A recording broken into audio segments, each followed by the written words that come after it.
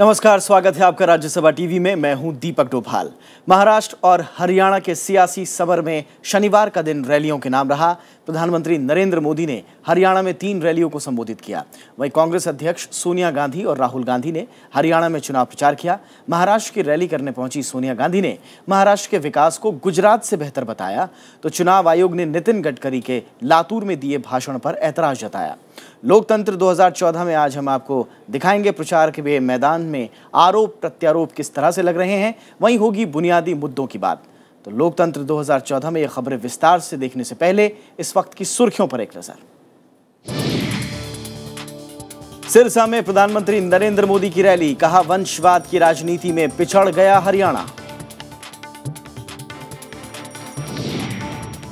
हरियाणा में सोनिया गांधी और राहुल गांधी ने केंद्र पर साधा निशाना, जन कल्याणकारी नीतियों को कमजोर करने का आरोप।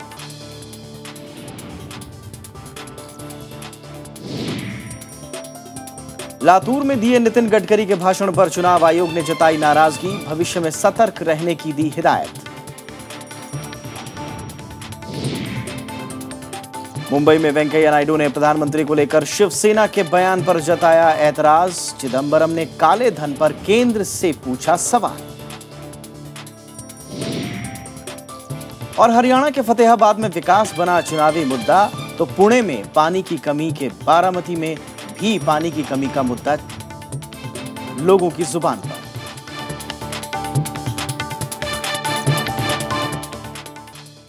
और लोकतंत्र 2014 में सबसे पहले बात हरियाणा की।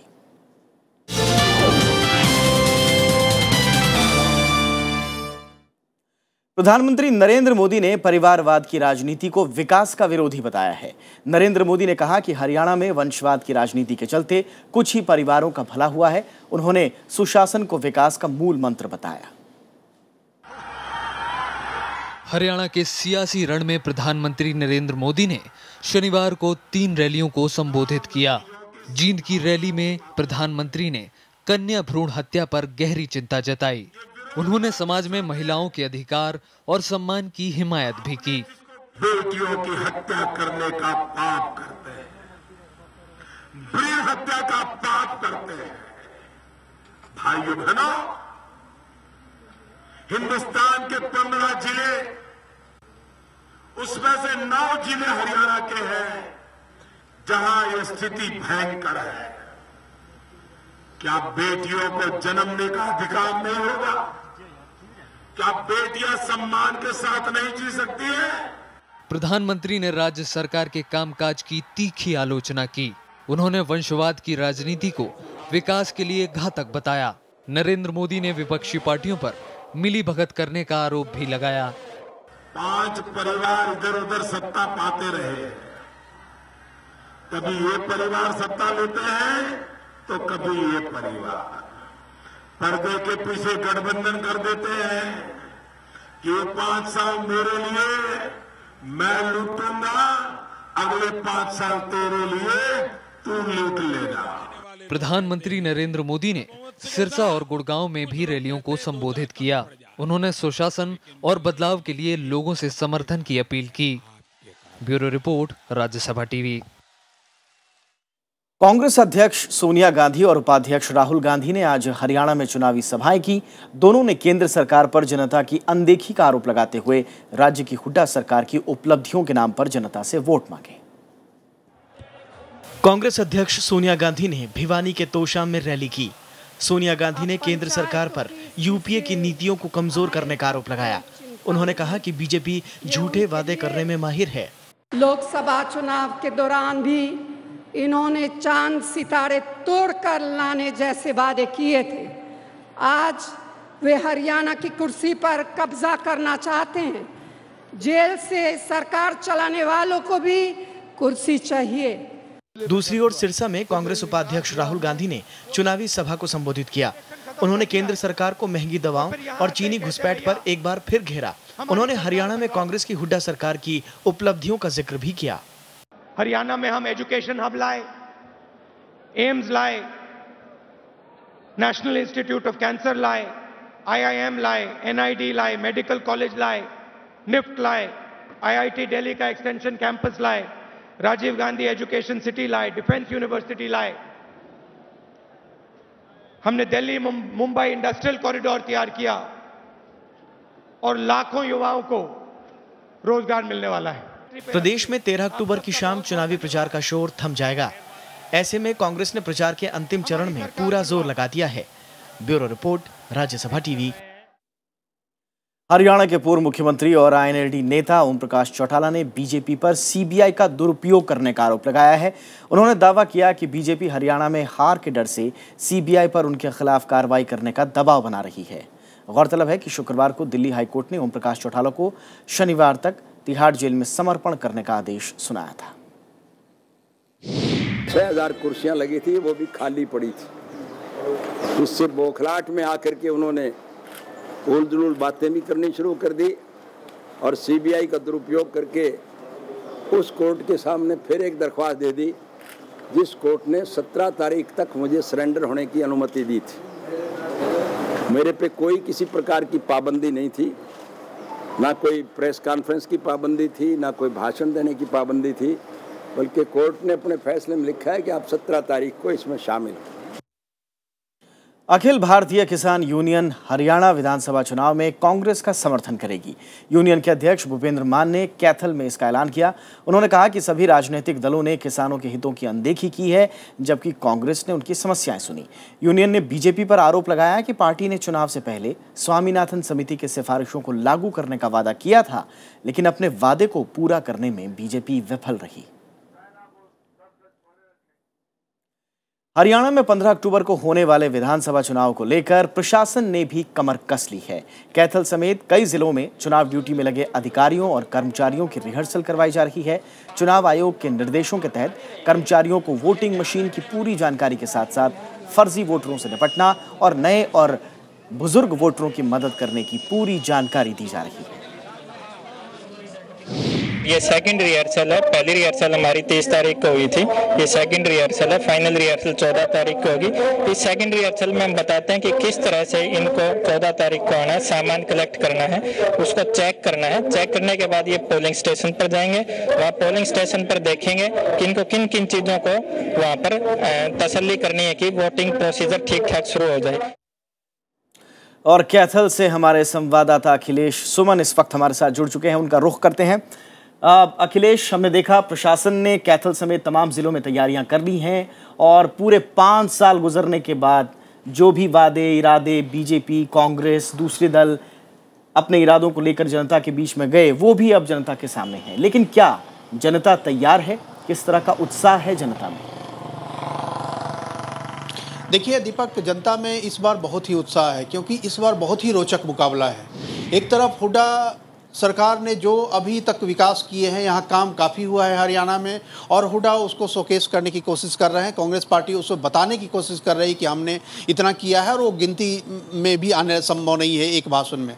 दूसरी तरफ आईएनएलडी को इस बार भरोसा है कि आईएनएलडी के ओम प्रकाश चौटाला अभी जेल में हैं, अभी थोड़ी देर में वो सरेंडर करने वाले हैं, तो इस बात की सहानुभूति का फ़ायदा वो उठाने की ताक में हैं। और तीसरी बात, नरेंद्र मोदी ने पिछले लोकसभा चुनाव में एक तरह से कहें कि स्वीप किया था हरियाणा से, सिर्फ 2 सीटें दूसरे दलों को मिली थी, सारी सीटें बीजेपी को गई थी। तो उनको लग रहा है कि इस बार हरियाणा में उनको उसी तरह से लोकसभा जैसा चुनाव में जैसे उनके परिणाम आए थे वैसे ही मिलेंगे।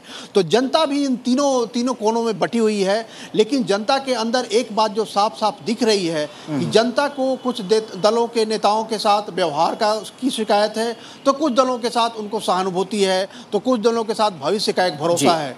तो सारे इन तीनों खेमों की जनता अपने अपने तरीके से सक्रिय है, अपने अपने इलाके में, और अपने लोगों के साथ बैठकर प्रचार भी कर रही है। बिल्कुल, और इसका फैसला 15 तारीख के मतदान के दिन ही हो जाएगा, और 19 तारीख को जब मतगणना सामने होगी तो पूरा तस्वीर जो है वो हमारे सामने साफ हो जाएगी। बहुत बहुत शुक्रिया अखिलेश इस तमाम जानकारी के लिए। हरियाणा के फतेहाबाद जिले में इस बार चुनाव में विकास का मुद्दा हावी है। सत्तारूढ़ कांग्रेस जहां इलाके का विकास का दावा कर रही है, वहीं विपक्ष सरकार पर विकास नहीं करने का आरोप लगा रही है। हिसार और सिरसा के बीच बसा हरियाणा का फतेहाबाद जिला, ये इलाका दूध उत्पादन के लिए काफी मशहूर है। फिलहाल तो यहाँ चुनाव का बुखार चढ़ा है। करीब 10 लाख की आबादी वाले इस जिले में 3 विधानसभा सीटें हैं। रतिया, फतेहाबाद और टोहाना, इन सब पर इस बार कड़ा मुकाबला है। कांग्रेस, आईएनएलडी और हरियाणा जनहित कांग्रेस, तीन पार्टियों का यहाँ अच्छा जनाधार है। इलाके में विकास और बेरोजगारी सबसे बड़ा मुद्दा है। पिछले 10 साल में बड़ी अराजकता का माहौल है। ना लोगों को निरंतर बिजली सप्लाई मिल रही है, ना पीने का शुद्ध पानी मिल रहा है, सड़कें टूटी हुई है, किसान की दुर्गति हो रही है, व्यापारी भय के माहौल में अपना काम कर रहा है। आईएनएलडी का कहना है कि इस क्षेत्र के साथ भेदभाव हुआ है, जिसके चलते लोग कांग्रेस को छोड़ उन्हें वोट देंगे। इस इलाके में कोई विकास नहीं हुआ, ना कोई रोजगार मिला। सिर्फ रोहतक जिले के अलावा कहीं रोजगार नहीं मिला। इस इलाके से इतनी बेइंसाफी हुई, शायद किसी इलाके के साथ हुई हो। केंद्र में सरकार बनने के बाद बीजेपी के भी हौसले बुलंद हैं। हमारे जितने बेरोजगार भाई हैं उनको नई इंडस्ट्री लगाएंगे, हम रोजगार देंगे, बढ़िया सड़कें बनाएंगे। जैसे मोदी जी का सपना है कि हम बढ़िया से बढ़िया हाई स्पीड की ट्रेनें चलाएंगे। जबकि सत्तारूढ़ कांग्रेस का दावा है कि इस इलाके में खूब विकास हुआ है और सरकार ने रोजगार के साधन मुहैया करवाए हैं। वो हवा बदल गई, वो इशू डिफरेंट था। तब लोग यहाँ भी बूढ़े बूढ़े कहते थे कि मोदी की डालेंगे, पर अब मामला ये है कि नहीं, हमें वो करना है। भूपेंद्र सिंह हुड्डा हमारे मुख्यमंत्री रहे, लोग उन्हें तीसरी बार बना रहे हैं। हरियाणा में कई जगह विकास हुआ है तो कई इलाके विकास की राह देख रहे हैं। ऐसे में फतेहाबाद की तीनों सीटों पर मुकाबला कांटे का होगा, इसलिए तीनों पार्टियां प्रचार में कोई कसर नहीं छोड़ रही हैं। फतेहाबाद की तीनों विधानसभा सीटों पर फिलहाल कांग्रेस का कब्जा है, लेकिन इनेलो और बीजेपी इस बार उनको कड़ी टक्कर दे रही हैं और उनसे तीनों सीट छीनने की कोशिश कर रही हैं। फतेहाबाद से रविंद्र सिंह चौहान, राज्यसभा टीवी। अंबाला उत्तरी हरियाणा का व्यापारिक केंद्र है। जिले में 4 विधानसभा क्षेत्र हैं जो फिलहाल कांग्रेस, बीजेपी और आईएनएलडी में बटे हुए हैं, लेकिन इस बार बदले हुए समीकरणों के चलते सभी दलों की मुश्किलें बढ़ गई हैं। अंबाला जिले में अंबाला शहर और नारायणगढ़ विधानसभा सीटों पर कांग्रेस का कब्जा है, लेकिन अंबाला कैंट बीजेपी के पास और सुरक्षित सीट मौला पर आईएनएलडी का कब्जा है। लेकिन सभी दलों की उपस्थिति के बावजूद लोगों की उम्मीदें अधूरी हैं। मैं तो ये कहूँगा कि पहली बार एक कार्यकर्ता साथी को टिकट मिली है, इसीलिए सभी कार्यकर्ता साथी बड़े प्रभावित हैं और इस तरह की जो बात करता है वो अपनी बुखलाहट में करता है। उसको ये पता है कि पवन गर्ग जीतने वाला उम्मीदवार है। जो इंडस्ट्री है ये माइग्रेट होकर कालाम हिमाचल में माइग्रेट हो रहे हैं, क्योंकि यहाँ बिजली की समस्या बहुत है, उनको पूरी तरह बिजली नहीं मिल रही। कांग्रेस की मुश्किलें जन चेतना पार्टी ने बढ़ा दी हैं। यहां से पूर्व कांग्रेसी नेता विनोद शर्मा जन चेतना पार्टी बनाकर कांग्रेस का गणित गड़बड़ा रहे हैं। परेशानी बीजेपी को भी है।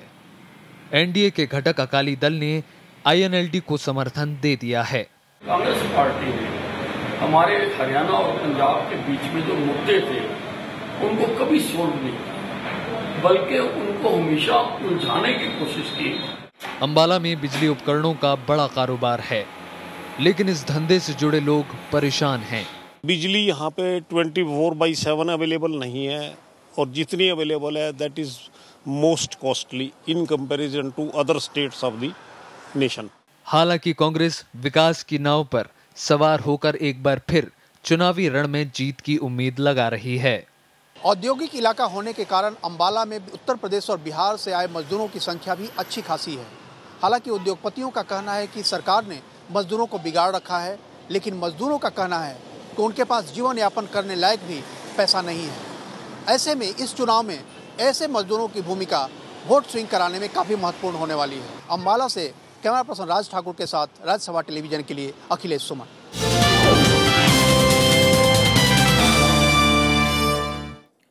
और फिलहाल रुकते एक छोटे से ब्रेक के लिए। ब्रेक के उस पार बात महाराष्ट्र की।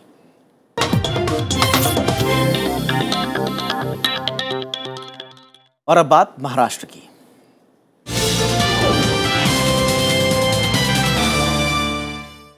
चुनाव आयोग ने केंद्रीय सड़क परिवहन मंत्री नितिन गडकरी के लातूर में दिए बयान पर नाराजगी जताई है। चुनाव आयोग ने गडकरी से भविष्य में सावधान रहने को कहा है।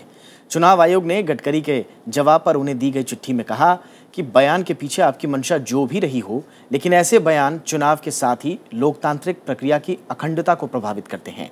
गडकरी ने महाराष्ट्र के लातूर जिले में एक जनसभा को संबोधित करते हुए चुनाव के दौरान पार्टियों से पैसे लेने को जायज ठहराया था।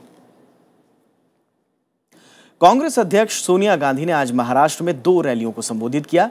चंद्रपुर जिले के ब्रह्मपुरी और गोंदिया में रैलियों में सोनिया गांधी ने राज्य सरकार के कामकाज की तारीफ की। उन्होंने महाराष्ट्र के विकास को गुजरात से बेहतर बताया। उन्होंने केंद्र सरकार की नीतियों की तीखी आलोचना की। साथ ही साथ बीजेपी और शिवसेना में साठगांठ का आरोप लगाया और बीजेपी पर वादा खिलाफी का आरोप भी लगाया। हमारी सरकार ने ये सरकार में आते ही 100 दिनों में कायाकल्प करने का वादा करते थे, लेकिन महंगाई कम करने के नारे को क्या हुआ? काला धन विदेश से वापस आने का नारा को क्या हुआ?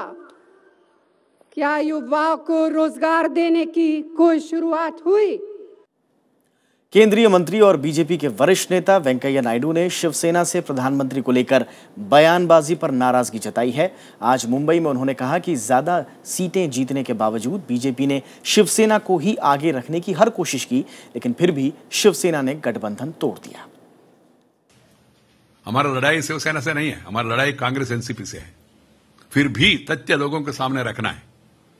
46 एमएलएस फर्स्ट प्लेस में बीजेपी, मगर सीट शेयरिंग में सेकंड प्लेस लेने के लिए तैयार हो गया।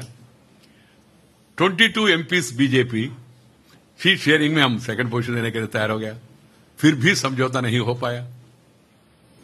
इसलिए थोड़ा समय भरत के बोल रहे बेहतर होगा, जनता तय करेंगे किसको क्या करना वगैरह। दूसरी ओर मुंबई में ही पूर्व वित्त मंत्री और कांग्रेस के वरिष्ठ नेता पी चिदंबरम ने भी केंद्र सरकार की तीखी आलोचना की। उन्होंने कहा कि बीजेपी ने चुनाव से पहले 100 दिन के भीतर काला धन लाने की बात कही थी, लेकिन वो इसमें विफल रही।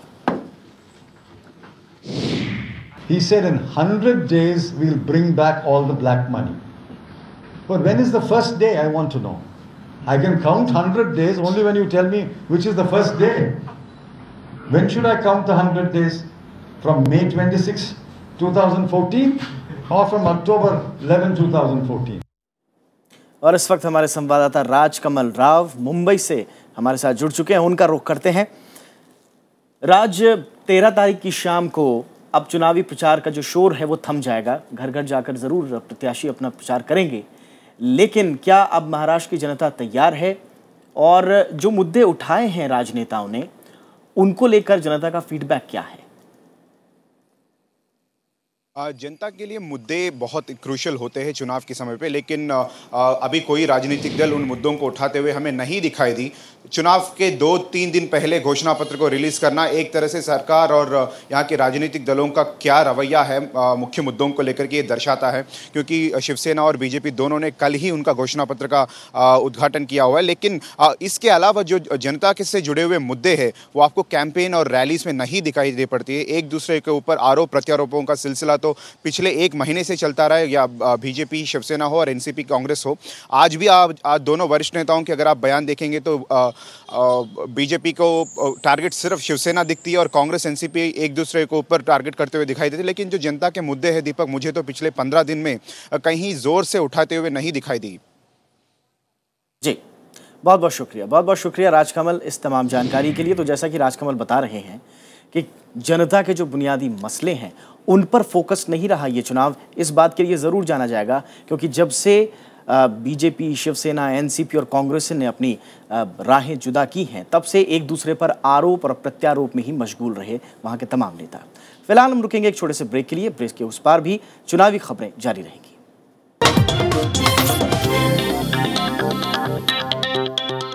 लोकतंत्र 2014 में बात महाराष्ट्र की हो रही है, तो महाराष्ट्र के कई इलाकों में पानी की बेहद कमी है। पुणे का बारामती ऐसा ही एक क्षेत्र है जहां पानी की समस्या इस बार चुनाव में बड़ा मुद्दा बन गया है। बारामती एनसीपी अध्यक्ष शरद पवार का चुनाव क्षेत्र रहा है। पक्की सड़क, बिजली और दूसरी बुनियादी जरूरतों के मामले में बारामती काफी बेहतर है, लेकिन ये तस्वीर का एक पहलू है। दूसरा पहलू ये है कि किसान परेशान हैं। सिंचाई ही नहीं, बारामती में पीने के पानी की भी भारी किल्लत है। बारिश भी होता नहीं, कैनल भी नजदीक नहीं, उधर ये कुआं खोदेला है, वहाँ से पानी आता है। वो बारिश होता है तो अभी पानी आता है, बारिश नहीं तो अभी पानी भी वहाँ से नहीं। बारामती के ज्यादातर गांव में यही कहानी है। सरकारी नलों पर पानी भरने वालों की लंबी कतारें लगती हैं। इतना ही नहीं, महिलाओं को काफी दूर से सिर पर पानी ढोना पड़ता है। हमारे इधर का 2/3 एरिया ऐसा है कि ये पूरा ड्राई लैंड है। हम ये चुनाव यही इसके लिए लड़ रहे हैं कि जिस लोगों को आज तक पीने का पानी भी नहीं मिला, खेती के पानी की बात तो अलग ही है। हालांकि नीरा नदी में कई बांध बनाए गए हैं, नदी में पानी भी कम नहीं है, लेकिन जो नहर सिंचाई के लिए बनाई गई है उसका एक सीमित दायरा है। बाकी इलाके पानी की बूंद बूंद को तरसते हैं। इसे लेकर राजनीति भी खूब होती है। और जो एक जानाई सिरसाई नाम की योजना है, उपसा सिंचन योजना, उसमें अभी बहुत ज़्यादा अच्छी तरह से काम चल रहा है। अभी खेती के बारे में पानी भी मिल रहा है। महाराष्ट्र में किसान आत्महत्या के मामले लगातार सामने आते रहते हैं। चुनाव के समय बड़े बड़े वादे भी किए जाते हैं, लेकिन राज्य पानी की समस्या का कोई स्थायी हल नहीं निकाल पाया है। ऐसा नहीं है कि पानी के स्रोत नहीं है, बल्कि लोगों तक पानी पहुंचे उसके लिए परियोजनाएं ही नहीं है। दुष्यंत कुमार का शेर है कि यहाँ तक आते आते सूख जाती हैं सारी नदियाँ। हमें मालूम है कि पानी कहाँ ठहरा हुआ होगा। कैमरामैन दुष्मंता के साथ प्रणव गोस्वामी, राज्यसभा टीवी, बारामती। जलगांव से महाराष्ट्र के 2 पूर्व मंत्री चुनावी मैदान में हैं। दोनों ही जलगांव से ही हैं और खास बात यह है कि इस समय दोनों ही जेल में हैं, लेकिन गुलाबराव देवकर और सुरेश जैन के समर्थकों को इससे कोई फर्क नहीं पड़ता। पूर्व मंत्री गुलाबराव देवकर एनसीपी के टिकट से जलगांव ग्रामीण से चुनाव लड़ रहे हैं। वहीं शिवसेना और बीजेपी की सरकार में मंत्री रह चुके सुरेश जैन जलगांव शहर से चुनाव लड़ रहे हैं। खास बात यह है कि वो दोनों ही जेल में हैं। दोनों पर ही आरोप है घारकल हाउसिंग घोटाले में शामिल होने का। सुबह के 4 बजे हैं एनसीपी उम्मीदवार गुलाबराव देवकर के प्रचार की रणनीति बन रही है। गुलाबराव तो जेल में है, लेकिन उनके भतीजे प्रशांत देवकर के हाथ में प्रचार की कमान है। घारकल हाउसिंग घोटाले में गुलाबराव जेल में है। He is a first time minister and first time MLA and he has done in 4 years he has made a development of 450 crores. That's the main agenda of our election. Jalgaon शहर से कई बार विधायक रहे सुरेश जैन भी 7 घारकल घोटाले में नाम आने के बाद जेल में बंद हैं। उनके प्रचार की जिम्मेदारी उनकी कंपनियों और फैक्ट्रियों के मैनेजर और पारिवारिक सदस्यों ने ले रखी है। People in their heart of heart, they know for sure that he is not that type of person. We are sure he is going to make a history, 10th successive win. दोनों ही मुख्य उम्मीदवारों के jail में होने के चलते मतदाता असमंजस में हैं। कैंडिडेट अभी 2.5 साल से जेल में है। ऐसे उम्मीदवार को अभी आप चुन के देंगे तो जलगांव का इससे बड़ा दुर्भाग्य तो मैं समझ सकता हूँ कि इससे बड़ा दुर्भाग्य हो ही नहीं सकता है। वो बहुत अच्छा काम कर रहे हैं। जिस जगह के ऊपर बंजर जगह थी, आज वहाँ पे काफी विकास हुआ है। बीजेपी, शिवसेना और एनसीपी कांग्रेस गठबंधन टूटने के बाद बीजेपी और कांग्रेस के प्रत्याशी जलगांव सीट पर अपनी संभावनाएं देख रहे हैं। कृति मिश्रा, राज्यसभा टीवी।